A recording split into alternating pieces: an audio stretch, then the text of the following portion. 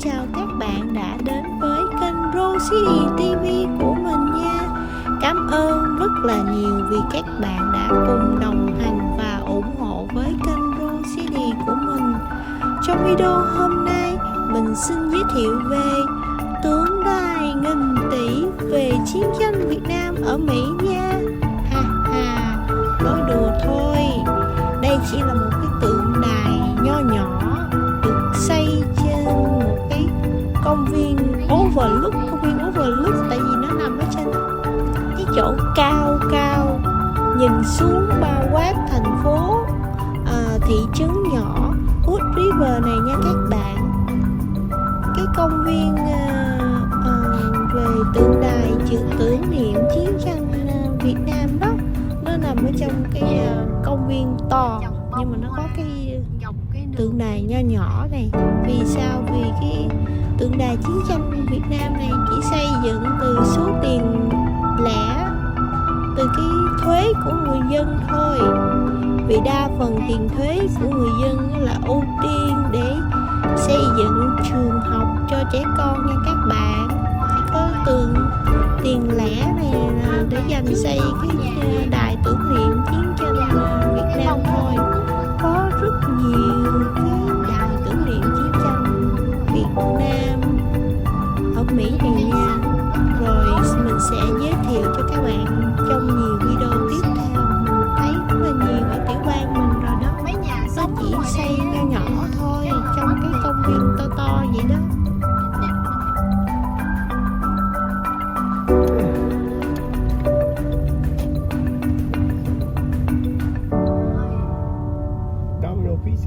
Wow, Domino Pizza.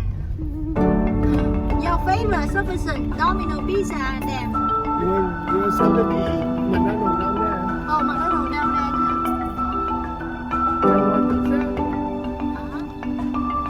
Đằng xa mà có cái cửa hàng mình có đồ kia nữa. Đồ hố. Tôi biết là what.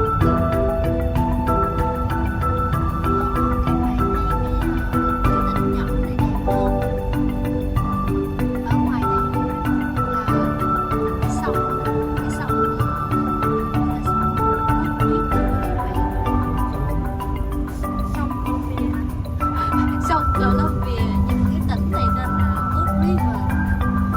Cái sông này, cái chỗ này là như là có sóng lớn lắm. Bởi vì người ta thích ra đây để chơi trượt sóng phải không chồng?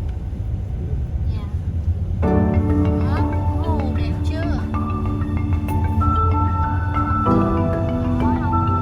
Đi dạo xung quanh cái tỉnh nhỏ này chơi.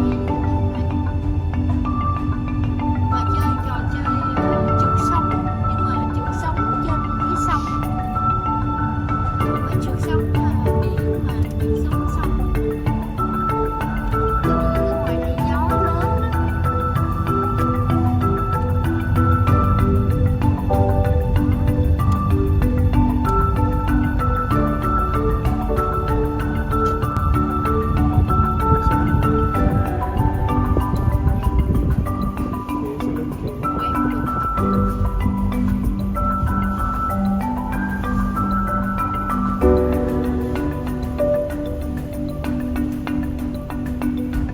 Các bạn ơi, nhìn đẹp không các bạn? Người ta trang trí kiểu rất là hoang dã nè, đá nè và hoa hồng. Đẹp không các bạn? Đá và hoa hồng.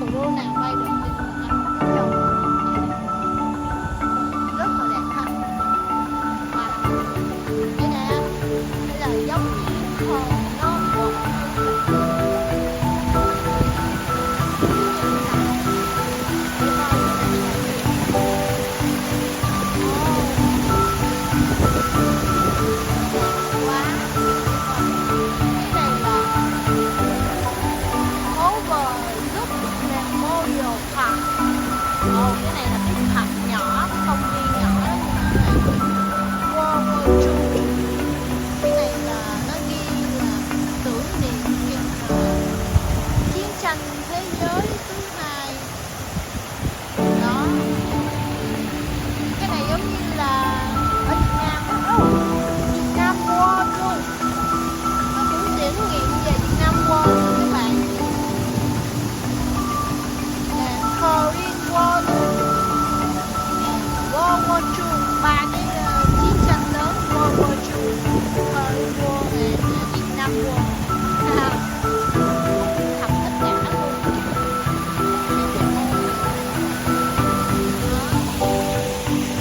Giống như là ở Việt Nam như là tượng đài nghìn tỷ đúng không?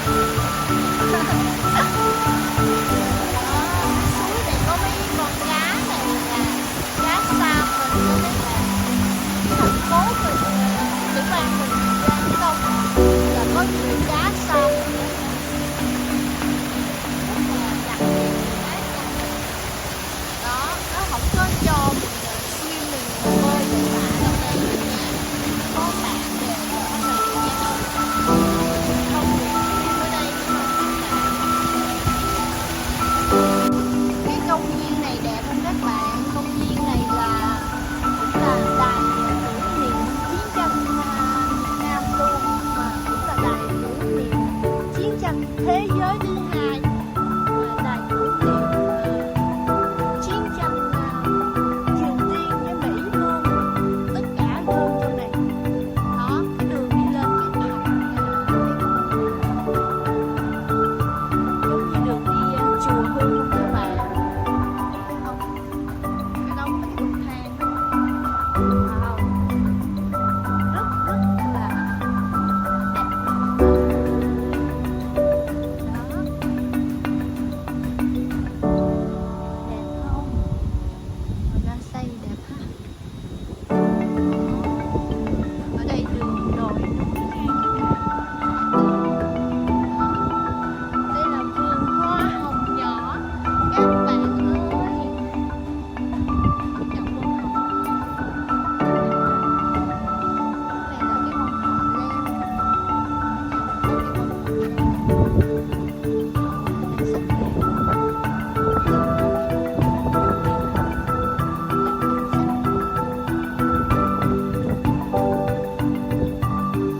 Đây là hòn non bộ kiểu Mỹ hả?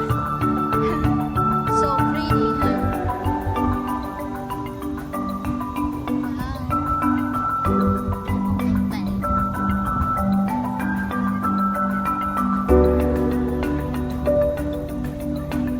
Tên cái công viên nhỏ này tên là Drayton Garden.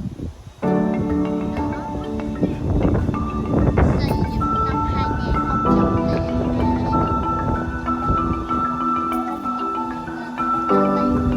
Tiền thuế của người dân tới các bạn.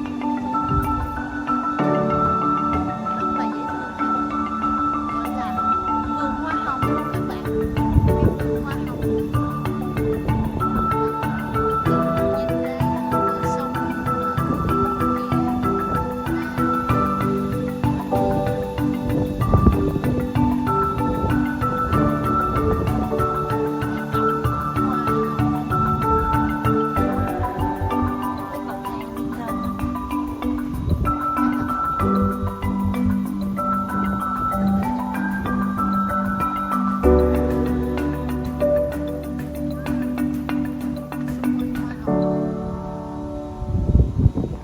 các bạn ơi, rất là nhiều xe ở thành phố lớn mình đi ra đây chơi lắm, thấy không? Xe mặt rốt, nhìn nè, cái đường này đi lên 2 km các bạn. Trên đây có